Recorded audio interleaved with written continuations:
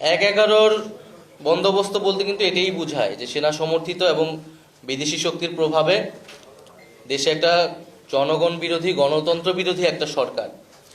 আমরা 3 আগস্ট থেকে এবং 5 আগস্ট বা সেই সময়টাও কিন্তু বারবার এই কথাটা, 5 আগস্ট যদি আমাদের সংবাদ সম্মেলন দেখেন বৈষম্য বিরোধী ছাত্র আন্দোলনের, আমরা কিন্তু বারবার এটা স্পষ্ট করেছি যে গণ অভ্যুত্থানের সমর্থনে জনগণের পক্ষের সরকার হতে হবে, যারা গণতন্ত্র এবং সংস্কার নিশ্চিত করবে। আমরা সেনাবাহিনীর প্রতি আমাদের শ্রদ্ধা আছে। সেনাবাহিনী দেশের গুরুত্বপূর্ণ একটি প্রতিষ্ঠান, কিন্তু তার কাজ নয় রাজনৈতিক বিষয়ে সিদ্ধান্ত দেওয়া। তার কাজ দেশের প্রতিরক্ষা, দেশের নিরাপত্তা নিশ্চিত করা, এবং ক্রাইসিস মোমেন্টে তারা এখন রাস্তায় আছে, আইন শৃঙ্খলার বিষয়টিও দেখতেছে। দ্বিতীয়ত, আমরা গণপরিষদ এবং আইনসভা নির্বাচনটি চাই, যেটা আমাদের একটি নতুন সংবিধান এবং আমাদের যে ট্রানজিশন সেটা নিশ্চিত করবে।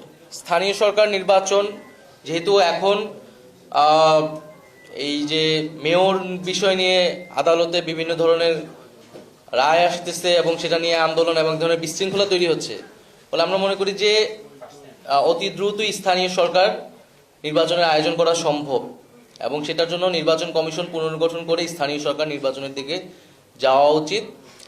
আর ডিসেম্বর থেকে জুন যেই টাইম ফ্রেম দেওয়া হয়েছে জাতীয় নির্বাচনের জন্য প্রধান উপদেষ্টার পক্ষ থেকে, আমরা তো সেটা সমর্থন করেছি। আমরা বলছি যে তার আগেই যে জুলাই ঘোষণাপত্র, বিচার সংস্কার, এগুলার নিশ্চিত করে আমরা জাতীয় নির্বাচনের দিকে যেতে পারি।